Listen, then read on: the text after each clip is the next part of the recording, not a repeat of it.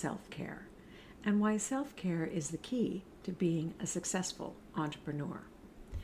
We want to think about unlocking your potential and prioritizing your health for your business and for your life. You know, here's something that most entrepreneurs ignore until it becomes a problem. If you're not healthy, it's almost impossible to lead well or enjoy success. And your business can only grow as strong as the person leading it. And that's you. So you want to think about self-care not as a luxury and not as something that's optional, but that is a true leadership responsibility. I had to have a wake-up call about this myself a few decades ago. When we were in the throes of running a very fast-growing business and we were involved in every detail of the organization, we did not take the time to take care of ourselves. We were eating the wrong things, mostly junk food, and we were not taking any time for exercise or being healthy. And we paid the price. We were getting overweight. We were out of shape. We were not healthy. Our doctors were worried about us. And we realized at that time that if we wanted to live a nice long life and be there not only for our children but also for our grandchildren, we were going to have to make some changes. We were going to need to, focus on our health in order to have that vibrant life so that we could enjoy the freedom that we're trying to create with owning our own business. And something really had to change. So what shifted? Well, for me, it was committing to regular movement. I was one of those people that hated going to the gym. I thought exercise was a four-letter word. But I made the commitment. I hired a trainer because I knew that if I had a trainer that I was paying to be there to work with me, that I would go to the gym. So I did. And I remember the trainer asking me why you're here. And I'm like, I'm here because I know I need to be. Well, do you enjoy exercise? No. But I made myself do it. And over time, I started, maybe even a little bit enjoying it. I also started focusing on personal development, growing my mind, learning things, making sure that I had the mindset shifts that went along with living a more healthy and vibrant life. And, bottom line is, when you feel better, you lead better. And that was an important thing for me to remember. So let's talk a little bit about burnout and why entrepreneurs are especially vulnerable to burnout. Most entrepreneurs don't clock out. They just keep working round the clock. Lunches, dinners, whatever, they're still working. I know I did that. And the mental load, it just never disappears. It can change from time to time, but it's always there. You're just constantly thinking about the business and worrying and wondering if you've dotted every I and crossed every T. So the burnout comes from the fact that you don't allow yourself any time for recovery. You're not establishing boundaries so that you have personal time, and you don't have the clarity around thinking for yourself, the best interest of yourself. And there is a cost to that. And some of those quiet signs of burnout are things like reduced patience. You're making decisions in a reactive or very emotional way. You have generally a loss of enthusiasm. And you avoid strategic thinking because that takes more time and energy. And this burnout really erodes that owner level leadership that you want to have long before you actually collapse from exhaustion or burnout. So you need to think about self-care being about improving your performance, not just pampering yourself. Self-care is not about, having a spa day or escaping to a tropical island. It's really about maintaining your most critical asset, you. Think about the systems that you have working in your business. You're maintaining them, you're taking care of your equipment, you're maintaining your business relationships. Heck, you take care of your car and your house. Why not take care of yourself in the same way? And when you do concentrate some time and effort on self-care, you'll find that you will be making better decisions. Your communication will be more clear. You'll have a stronger leadership presence and more consistent energy. So another question to ask yourself is, what would it cost your business if you couldn't be there for a couple of weeks? Say you got sick because you weren't taking care of yourself and you couldn't show up to lead your business. What would happen to your business if that were the case? So maintaining yourself and your health is a strategic and important decision. Self-care enables you to engage in strategic thinking. It allows you to work on your business rather than in it. Because when you are depleted and exhausted, you tend to stay stuck in the day-to-day operations. You tend to delay delegation because it takes more time and energy to delegate. You tend to avoid the strategic planning because, again, that takes time and energy. And your exhaustion is just pushing your brain into a survival mode, that fight or flight mechanism that we all have in our brains. So remember that self-care can restore your bandwidth so that you can have the capacity to think strategically and plan for the future of your business. And you might want to think about, too, is your business fueling you?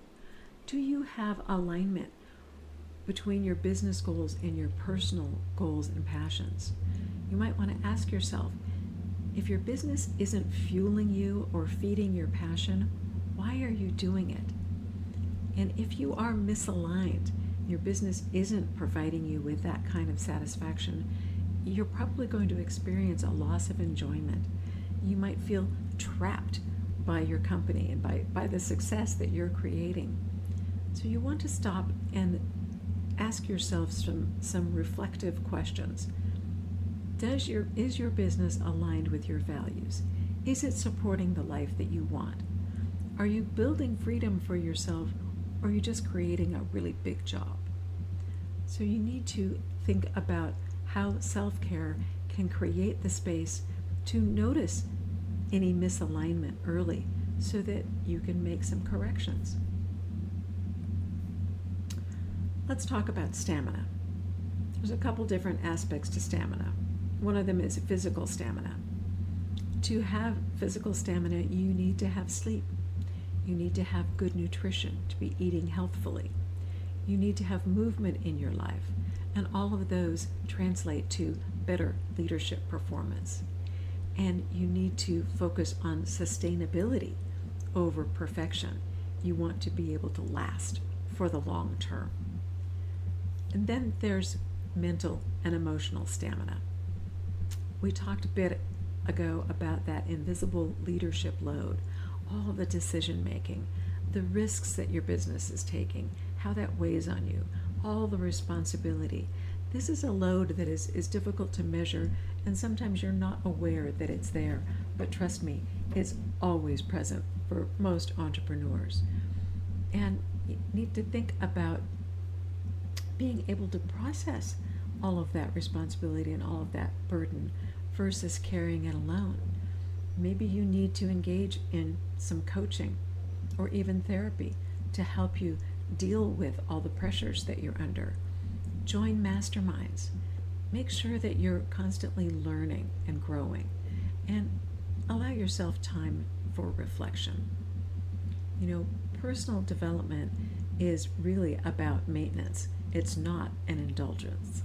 So don't think of it as a luxury. It's something that you are investing in yourself to make yourself a better and stronger leader. Let's talk for a minute about systems and how the systems in your business can help you with your self-care. So when you don't have systems and you have chaos, that can drain your energy. And when you do have systems, that's actually reducing your cognitive load. So, for example, when you are able to delegate, that reduces the weight on your shoulders. If you have clear processes spelled out so others can do more of the work for you, that reduces your load.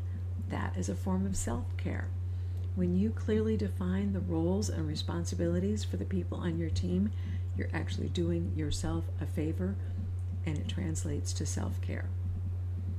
Think about boundaries. Now, boundaries is something that when I was a kid, boundaries was something that you saw on a map, the boundary to a property. We didn't know about personal boundaries, in terms of boundaries for our time, boundaries in terms of a boundary between us and other people. And here's some examples of how you can use boundaries. Establish some work hour boundaries so that you are saying to yourself, I'm not going to work past a certain time, or I'm not going to work every weekend. Maybe you take every Sunday off. That might be one of your boundaries. Think in terms of creating windows where you are available for business activities, or windows of time when you're available to be the problem solver or to troubleshoot. And think about creating boundaries around some thinking time that you want to protect and preserve for yourself, so that you have the ability to be creative, to use some strategic thinking and planning. You create boundaries so that you have that time, so that you can be a better leader for your business. And believe me, if you do that, the result will be that there's more predictability around how you spend your time. You're showing more respect for yourself and for others, and you're creating a more sustainable future for your business. Self-care really is a leadership signal too. Remember that your team is watching you, and if you're modeling working to the point of exhaustion and burnout, then your team is going to pick up on that, and they're going to think that that's the culture of the organization. And so what you're modeling becomes the culture, and you're teaching your team that they should be exhausted, that they should work themselves to a point of burnout.